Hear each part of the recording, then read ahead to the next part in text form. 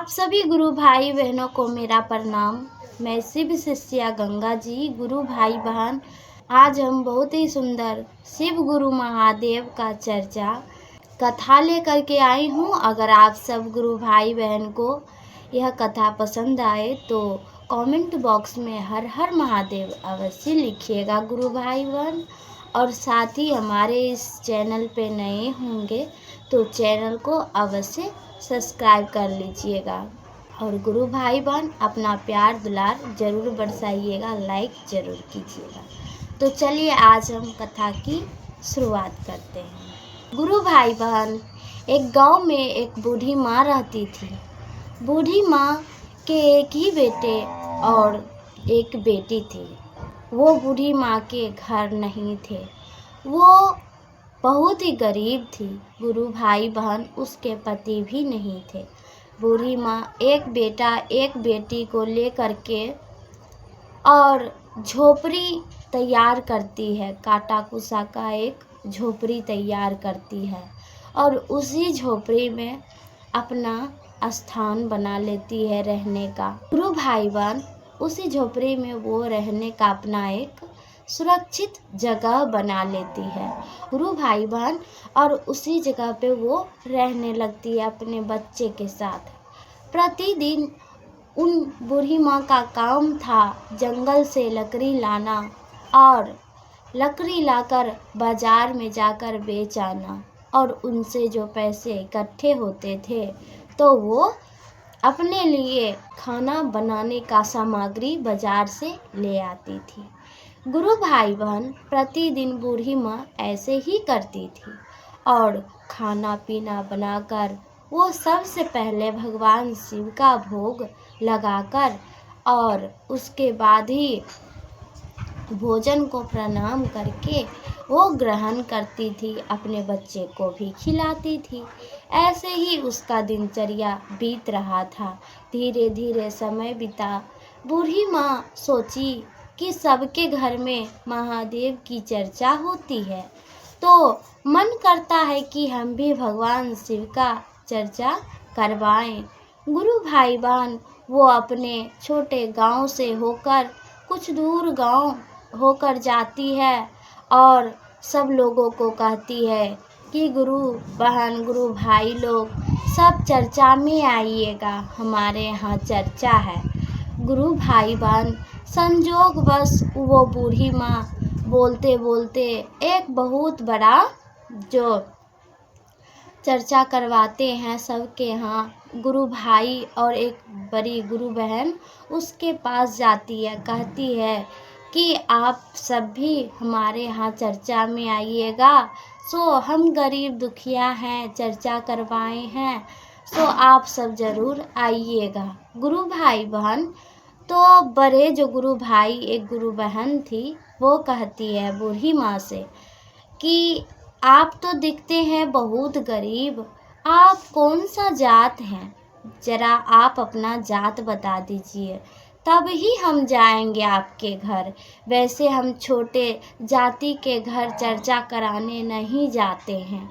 गुरु भाई बहन, वो बेचारी बूढ़ी माँ कहती है, ठहरे, हम तो डोमिन जात से हैं, तो क्या हमारे घर में महादेव की चर्चा नहीं हो सकती है? हम महादेव की चर्चा करवा रहे हैं, कृपया ऐसा कुछ मना मत करिएगा, सो आप हमारे यहाँ चर्चा में ज़रूर आइएगा। गुरु भाई बहन, वो कहती है ऊपर ऊपर मन से फिर गुरु भाई बहन कि ठीक है, आएंगे, कोशिश करेंगे चर्चा में आने का। ठीक है, जाइए अभी आप। गुरु भाई बहन फिर बूढ़ी माँ चली जाती है और वो गुरु भाई गुरु बहन दोनों मिलकर फिर अपना जहाँ पे वो बूढ़ी माँ खड़ी थी वो अपना घर पूरा धोकर उस जगह को सही से साफ करती है। फिर पूजा आराधना कराती है, कहती है सब गांव टोला मोहल्ला से कि मेरे घर में एक डोमिन आ गई थी, वो मेरा घर छुआ गया, उसके यहाँ चर्चा में कौन जाएगा। कोई गुरु भाई बहन मत जाइएगा। गुरु भाई बहन, सब गुरु भाई बहन को जाकर वो बड़े जो गुरु भाई बहन थे वो आती है कि उसके यहाँ चर्चा में मत जाइएगा, सो वो डोमिन जात से है, उसके यहाँ जाइएगा तो सबका घर द्वार छुआछूत हो जाएगा, वो छोटा जाति है, मत जाइएगा। गुरु भाई बहन ऐसा कहकर अब वो बड़े गुरु भाई बहन नहीं जाते हैं। गुरु भाई बहन जो बूढ़ी अम्मा थी उसके घर फिर बहुत सारे गुरु भाई बहन आते हैं, जो चर्चा में बुलाए थे जिसको जिसको बूढ़ी माँ, वो सब आते हैं चर्चा में, जो कि जाति पाति नहीं मानते हैं, वो भगवान को मानते हैं कि भगवान सबके अंदर जीवन दिए हैं, सबका शरीर एक है, खून एक है, जात पात कुछ नहीं होता है। ऐसे जो गुरु भाई बहन मानने वाले थे वो सब आते हैं, और वो जो बड़े गुरु भाई बहन थे वो नहीं आते हैं। गुरु भाई बहन चर्चा भजन आरंभ होता है। चर्चा भजन होने के बाद महादेव की आरती होती है, उसके बाद सब कोई प्रसाद वितरण करते हैं, उसके बाद सब अपने अपने घर को आते हैं। तो बूढ़ी माँ सोचती है कि वो जो बड़े गुरु भाई बहन थे वो चर्चा में तो नहीं आए, हो सकता है कोई प्रॉब्लम हो गया होगा, कोई दिक्कत परेशानी होगी, चर्चा में वो तो नहीं आए, कोई बात नहीं, हम उसके यहाँ प्रसाद दे आते हैं। गुरु भाई बहन अब बूढ़ी माँ पवित्र मन से प्रसाद वो गुरु भाई बहन के लिए उनके घर जाती है देने के लिए और दे आती है। तो वो गुरु भाई बहन फिर प्रसाद तो ले लेते हैं, पर वो कहते हैं कि ये डोमिन के हाथ का प्रसाद हम खाएंगे, ये तो वैसे भी मेरा घर को छुआछूत कर ही देती है, आती है तो छुआ ही जाता है मेरा घर परिवार, पर इसका प्रसाद खाएंगे मेरा तो पूरा घर छुआछूत हो जाएगा, परिवार छुआछूत हो जाएगा, इसलिए हम ये डोमिन का हाथ का प्रसाद नहीं खाएंगे, उसके घर का कोई चीज़ नहीं खाएंगे। वो क्या करती है, प्रसाद तो लेती है, बाकी बहुत दूर में रिंगा कर प्रसाद को फेंक देती है और वो अपने घर को आ जाती है।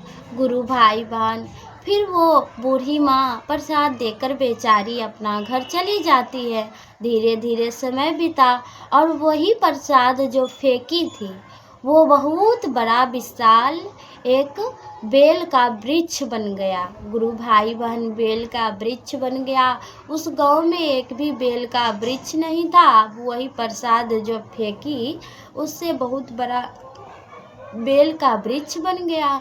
तब बूढ़ी माँ जानती है कि हमारे यहाँ गांव में एक बेल का वृक्ष भी है। अब वो बेल वृक्ष के पास जाती है। रोजाना के दिन बेल की पत्तियाँ तोड़कर धोकर अब भगवान शिव पे अर्पित करती है, भगवान शिव का पूजा भक्ति करती है। गुरु भाई बहन धीरे धीरे समय बीता। अब जो भगवान शिव का प्रसाद फेंकी थी वो गुरु भाई बहन वो दोनों बीमार पड़ जाते हैं। अब वो ऐसा बीमार पड़ते हैं कि एक ही दिन के अंदर बिस्तर पे लेट जाती है। अब ना ही उसके कोई परिवार है, देखने वाला कोई नहीं है, सब जगह चल गए हैं। अब बूढ़ी माँ उधर से आ रही थी, तब देखती है कि गुरु भाई बहन करहा रहे हैं, बहुत दिक्कत में हैं। तो गुरु भाई बहन बूढ़ी माँ जाती है, कहती है कि भगवान शिव की भक्ति आराधना कीजिए गुरु बहन, आपका तबीयत ठीक हो जाएगा। गुरु भाई बहन तब वो जो बीमार शिव शिष्या थी वो और गुरु भाई थे वो दोनों कहते हैं कि हमारे ही घर में आकर हम सबके यहाँ चर्चा करवाते हैं और आप ही हमको बताते हैं कि शिव की भक्ति कैसे करनी चाहिए, महादेव की चर्चा कैसे करनी चाहिए। आप अपना घर जाइए, आप तो खुद डोमिन हैं, और डोमिन के कहे अनुसार हम चर्चा भक्ति करेंगे महादेव की। जाइए जाइए, हमको कुछ सलाह मत दीजिए। आप आते हैं मेरा घर तो छुआ जाता है, ये हो जाता है, वो हो जाता है, बहुत तरह का बात वो बोली। ओ बूढ़ी अम्मा को बहुत बुरा लगा। गुरु भाई बहन फिर वो अपने घर महादेव का बेलपत्ती तोड़कर धीरे धीरे चली गई बेचारी। अब ये गुरु बहना और गुरु भैया जो थे, जो बीमार थे पड़े हुए, वो सब के यहाँ दिखवाते हैं, डॉक्टर वैद्य करवाते हैं, कोई कुछ नहीं कहता है। तब गुरु भाई बहन एक दिन साक्षात देवाधिदेव महादेव वही गुरु भाई बहना के घर आए और कहते हैं, फकीर के रूप में कहते हैं, भिक्षान दही। गुरु भाई बहन तभी वो कर्राते हुए शिव शिष्या कहती है कि हे फकीर बाबा, आप भिक्षा मांगने आए हैं, हम आपको तो दे नहीं सकते हैं कुछ, हम खुद बीमार हैं, सो बताइए कि कृपया करके बाबा ये हमारी बीमारी कैसे दूर होगी।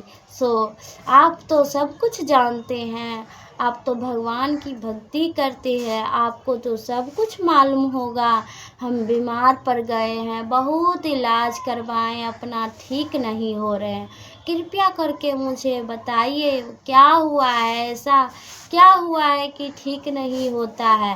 गुरु भाई बहन फकीर बाबा कहते हैं, जो महादेव थे साक्षात, वो कहते हैं शिव शिष्या और वो जो गुरु भैया थे उनसे कि आप जो है बहुत बड़ा घोर पाप किए हैं। सो वो डोमिन के घर का प्रसाद को आप हृदय से लगाकर प्रणाम करके खाना चाहिए था, तो वो प्रसाद को आप दूर रिंगा कर फेंक दिए। उसी का नतीजा है कि आप बीमार पड़ गए हैं। सो आपको ऐसा नहीं करना चाहिए था। अब ये बीमारी तभी ख़त्म होगी जब वो डोमिन के घर फिर से चर्चा में आप जाएंगे, उसके घर का प्रसाद खाएंगे, उनसे माफ़ी मांगेंगे, भेदभाव नहीं करेंगे, तब जाकर ही आप ठीक हो सकते हैं। गुरु भाई बहन अब वो फकीर बाबा इतना कहकर और तभी वो शिव शिष्या गुरु भाई बहन जो दोनों थे वो प्रणाम करते हैं फकीर बाबा को। फिर फकीर बाबा वहाँ से चले जाते हैं। गुरु भाई बहन कुछ दिन बीता, फिर वो डोमिन शिव शिष्या जो थी बूढ़ी माँ, वो फिर से महादेव की चर्चा का आयोजन रखवाती है अपने घर, सबको निमंत्रण देती है। तो वो जो गुरु भाई बहन, बड़े गुरु भाई बहन थे, उनके यहाँ भी आते हैं, कहते हैं कि आप भी चर्चा में ज़रूर आइएगा गुरु भाई बहन। तो गुरु भाई बहन अब ये बीमार शिव शिष्या गुरु भाई दोनों कहते हैं कि ठीक है बूढ़ी अम्मा जी, हम आपके घर चर्चा में ज़रूर आएंगे, आप चिंता मत कीजिए। गुरु भाई बहन यह प्रेम की बोली सुनकर वो बूढ़ी माँ खुश हो गई और वो दुआ की महादेव से कि हे शिव गुरु, हे महादेव, आज इसके अंदर कितना प्रेम भाव वाला बोली है मुझसे, से इसका जो दुख है, विपत्ति है, हे भोलेनाथ हर लीजिए, दूर कर दीजिए। गुरु भाई बहन बूढ़ी माँ उसको वो शिव शिष्या की बोली सुनकर मन खुश हो गया और वो उसके जो पहले बोली थी वो बोली को अब वो भुला गई। खुशी खुशी बूढ़ी माँ अपने घर सबको कहते हुए चली गई। अब कुछ समय बीता, फिर बूढ़ी अम्मा अपने घर चर्चा का आयोजन रखवाई थी। सभी गुरु भाई बहन उसके घर पधारे और इधर जो शिव शिष्या बीमार थी और गुरु भाई बीमार थे, बड़े गुरु भाई बहन, वो दोनों भी धीरे धीरे टुघरते लाठी के सहारे उसके यहाँ चर्चा में गए। पूरा चर्चा सुनी ध्यान पूर्वक। गुरु भाई बहन शिव गुरु महादेव पे ध्यान लगाई थी। महादेव का फिर आरती हुआ। गुरु भाई बहन महादेव की आरती हुआ, फिर चर्चा का जो प्रसादी था वो प्रसादी वितरण हुआ। सब गुरु भाई बहन प्रणाम किए और सब प्रसाद ग्रहण किए और गुरु भाई बहन तब धीरे धीरे शिव शिष्या अपने अपने सब कोई घर गए। वो बीमार शिव शिष्या जो थी वो बूढ़ी माँ से माफ़ी मांगती है, कहती है कि हे बूढ़ी अम्मा, आपके बारे में ना जाने हम बहुत सारे अपशब्द बोले थे और बहुत सारे ऐसे भी कर्म किए थे जो छुआछूत माने भेदभाव किए, प्रसाद को हम फेंक दिए। इसी की वजह से हम आज इतने बीमार पड़ गए थे, मुझे माफ़ कर दीजिए। ऐसा अब हम कभी किसी गुरु भाई बहन के साथ नहीं करेंगे, कभी किसी के साथ भेदभाव नहीं करेंगे, मुझे माफ़ कर दीजिए। गुरु भाई बहन वो महादेव से भी कहती है, हे शिव गुरु, हे महादेव, मुझे माफ़ कर दीजिए। आज के बाद हम किसी भी शिव शिष्या के यहाँ चर्चा में जाने से मना नहीं करेंगे और किसी भी शिव शिष्या के घर का प्रसाद को प्रेम पूर्वक गले लगाकर प्रणाम कर खा लेंगे। गुरु भाई बहन अब वो शिव शिष्या सबसे माफ़ी मांगती है, तो बूढ़ी माँ शिव शिष्या जो थी वो उसे माफ़ कर देती है, महादेव भी उसे क्षमा कर देते हैं और गुरु भाई बहन वो प्रसाद ग्रहण कर अपने घर को लौटती है।